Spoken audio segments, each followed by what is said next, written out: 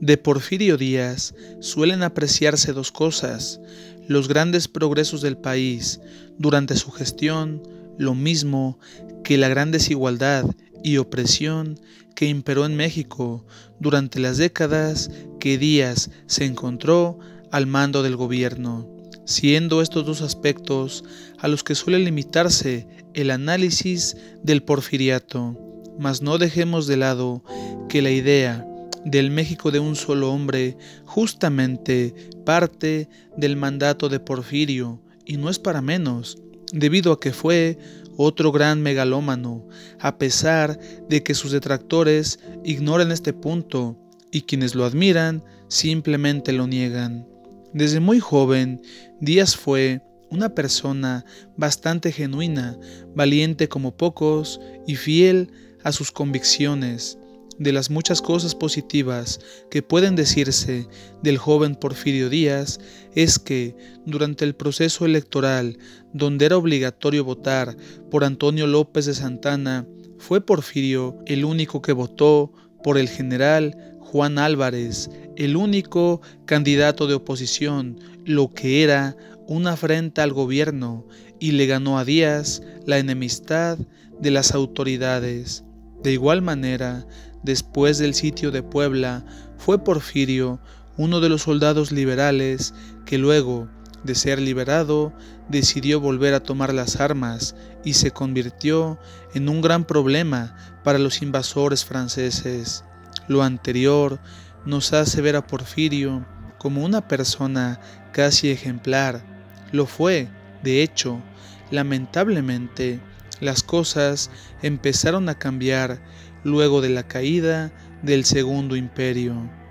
Díaz se obsesionó con su aspiración presidencial, de manera que se levantó en contra del gobierno de Benito Juárez, siendo vencido y humillado.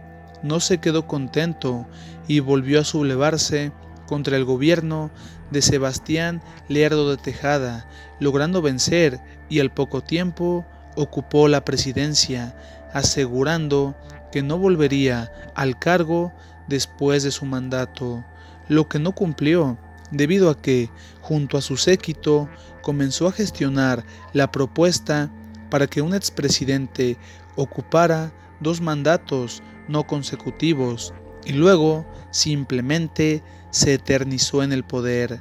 Díaz se había sublevado contra el gobierno, y ya en el poder decidió que lo mejor era que nadie más volviera a levantarse en armas, de manera que limitó las acciones de sus opositores y exilió a varios de ellos, sin dejar de lado que desapareció a otros tantos. Se creía el único hombre capaz de devolver la estabilidad a México. Nadie más podía gobernar. De hecho, le encargó la presidencia a su compadre Manuel González, y con tal de que el pueblo lo echara de menos, decidió generar una campaña de desprestigio en contra de González, su compañero de armas y amigo. Díaz volvió a la presidencia y decidió que no la dejaría. Desde luego que supo negociar con grandes empresas y en efecto solía considerarse un gran estadista. Frecuentemente vestía con uniforme militar y se llenó el pecho de condecoraciones, varias de ellas legítimas, mientras otras tantas el propio Díaz se las otorgó. Digamos que le gustaba premiarse a sí mismo. Le interesaba tanto mantener la imagen del hombre fuerte que le fascinaba tomarse fotos a caballo. Las galas no parecían las de un presidente, sino las de un emperador. De hecho, su esposa solía usar vestidos elegantes y una corona semejante a la de una monarca. Sus fiestas eran exclusivas para la aristocracia, y desde luego que Porfirio era el centro de atención. Durante una famosa entrevista, Díaz aseguró que no volvería a contender por la presidencia, debido a que México ya se encontraba listo para la democracia, dejando en claro que él siempre fue indispensable para el país. Después llegarían las fiestas del centenario, o mejor dicho, las fiestas en honor a Porfirio Díaz. La intención era hacer destacar a Porfirio a toda costa.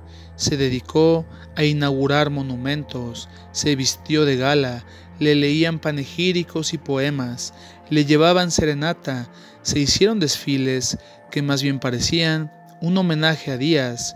Mucha de la propaganda de las fiestas ponía la imagen de Porfirio junto a Miguel Hidalgo y Benito Juárez. De hecho, hasta los platos en los que se servían los banquetes tenían grabada la imagen de Porfirio. Absolutamente todo se trataba de él. No podemos olvidar que, además de que le llamaban General Díaz, solían denominarle con ciertos títulos que no hacen sino pensar en alguien que se cree muy superior a los demás.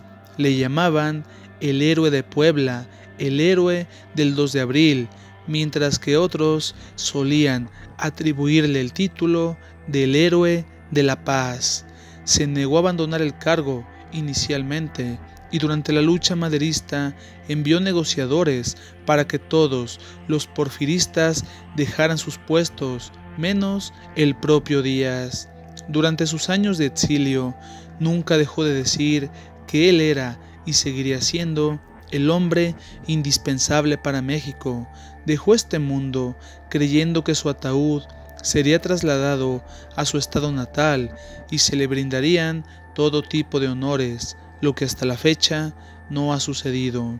Llama la atención el caso de Porfirio, debido a que es la historia de un hombre humilde que terminó creyéndose indispensable, es decir, se volvió un megalómano, justo como otros tantos de los que hablaremos en las siguientes entregas. De ese modo, llegamos al final de este video. Si te gustó, danos un like y suscríbete para más trabajos. Gracias.